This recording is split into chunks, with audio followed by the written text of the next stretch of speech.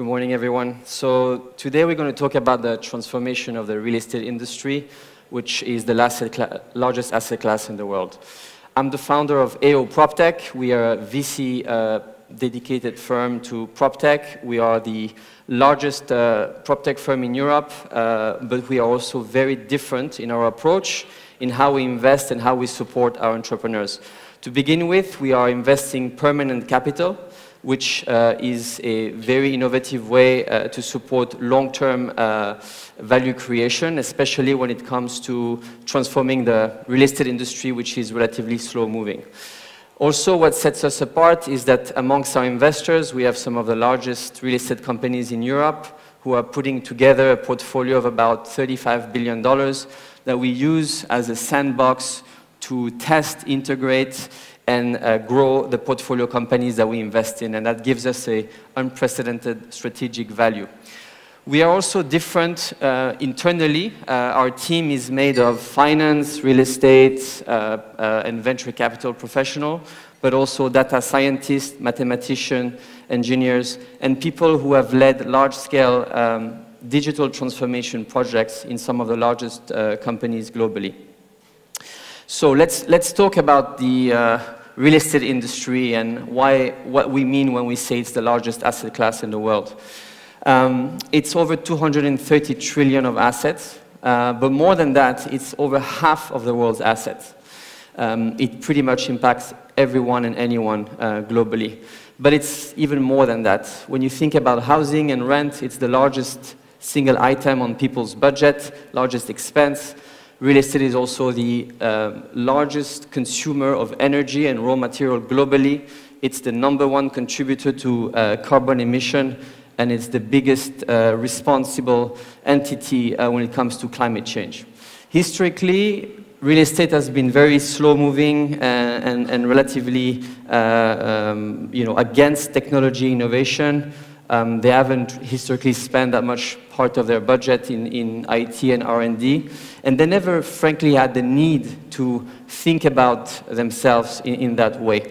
But things are changing, and for us, we view this as a perfect storm.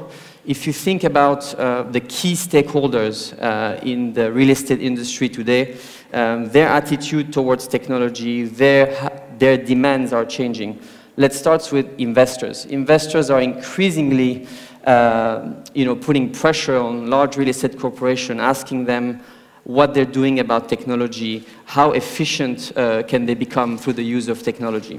When you think about customers, what I mean by customers is tenants. Funnily enough, we never called tenants customers because real estate companies never really saw them as such. But real estate as a space is changing. Space is becoming a service. Tenants expect a lot more from landlords than they used to. They expect space to be flexible, to be on demand, to be highly tailored to their needs, and therefore it's pushing real estate companies to rethink a little bit their business model. Finally, regulators. Regulators are coming down hard on real estate companies when it comes to climate change, and rightly so. All of this combined is forcing large real estate companies to completely rethink their business models and to push towards becoming digital organization, having been analog for the last few decades. And for us, this is what we call the perfect storm, and this is a generational opportunity to transform the largest asset class in the world. So what do we mean by PropTech? PropTech is a lot of things. It's a new term, it's a new definition, it keeps moving, it keeps evolving. It's how we interact with real estate, how we buy, how we sell. It's how we manage those assets, property management and asset management. It's how space is reinvented. And as I mentioned before, space is becoming a service. And it's also how smarter assets can become. So we've mapped out what we think is today the PropTech ecosystem, and it's quite helpful for people to visualize this. First of all, it's within each of the sub-segments of real estate, from residential to commercial to hotel.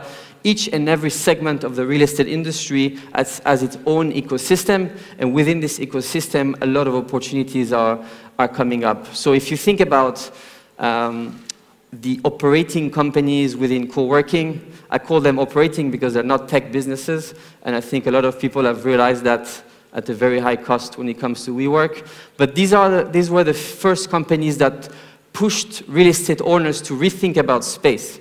And from there, a lot of new trends have started.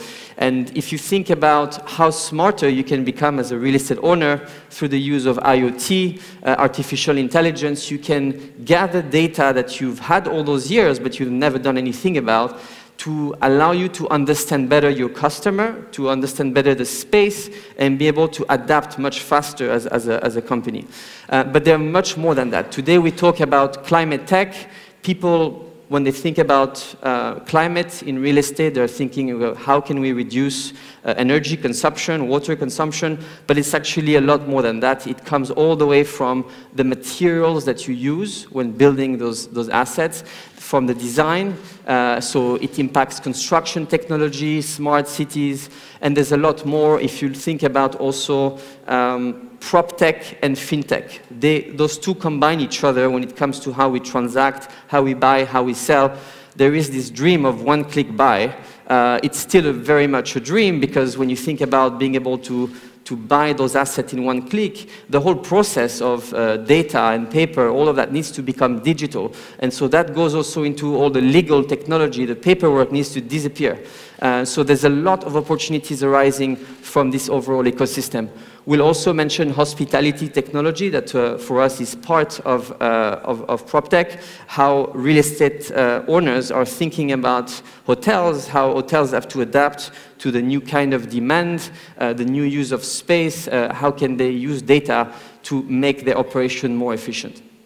So when we think about transformation, it hasn't happened until a few years ago.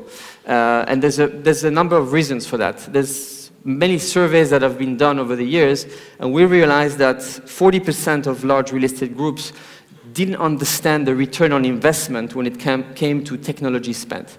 And as a result of that, it was never a business priority. And whenever it was a business priority, they didn't have the right people internally to take care about digital transformation, and they didn't spend time to nurture the right talents to be able to build the teams towards evolving as an organization.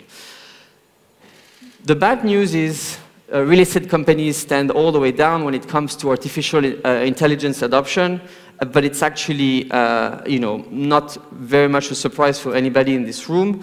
Nobody expects a real estate company to be the Amazon or Google of this world. They're sitting all the way down in terms of AI adoption, but this is where the opportunity lies. Nobody expects those companies to be out there, but the good news is, they stand pretty much on the bottom left of the curve when it comes to data maturity within the companies, and a little improvement, small steps of improvement, can go a long way in changing those organizations for the better. So today, us as a firm, as an investment, as a VC firm, we stand in the middle between those startups, those technology startups trying to crack the real estate industry, and those large real estate corporates who are potential users and adopters of those technologies. And we help them change. What's most important when you think about large real estate companies is they need to have the right people. They need to hire different type of people within the organization. That's critical. More importantly, they need to change the culture. The mentality needs to change. Those organizations have spent decades with a very simple DNA. Failure is not an option.